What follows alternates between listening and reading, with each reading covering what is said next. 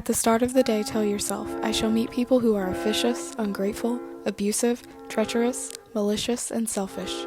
In every case, they've got like this because of their ignorance of good and bad, but I have seen goodness and badness for what they are, and I know that what is good is what is morally right, and what is bad is what is morally wrong, and I've seen the true nature of the wrongdoer himself, and know that he's related to me, not in the sense that we share the same blood, but by virtue of the fact that we both partake of the same intelligence, and so of a portion of the divine. Are you scared to die? Do you find the concept of death comforting? If you could choose, how would you want to die? Would you want to be brutally butchered in your bedroom by a masked stranger? Or would you prefer to slip away painlessly in your sleep?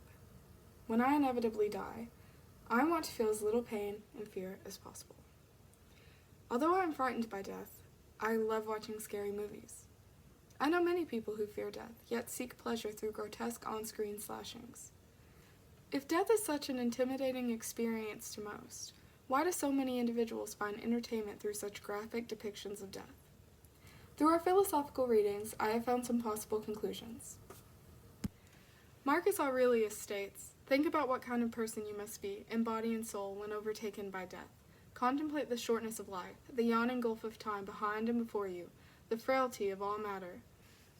You watch multiple deaths occur throughout the duration of most horror films. You may begin to wonder how you would react if you were ever in that situation. How would you respond when overtaken by death? Life is inherently short. Would that impact your behavior?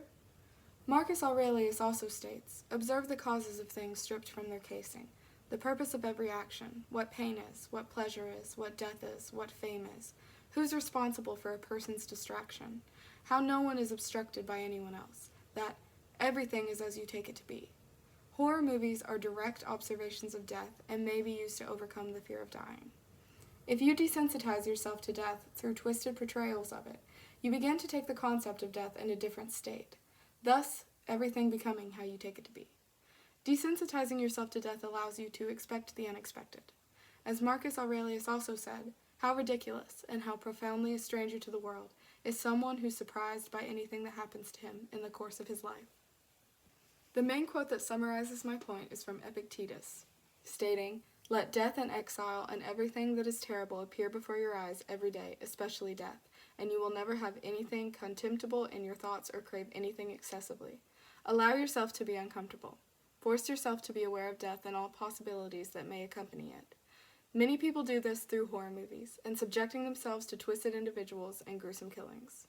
They face death in the form of entertainment, and some have successfully desensitized themselves to dying. They have mastered the insignificance of death through death.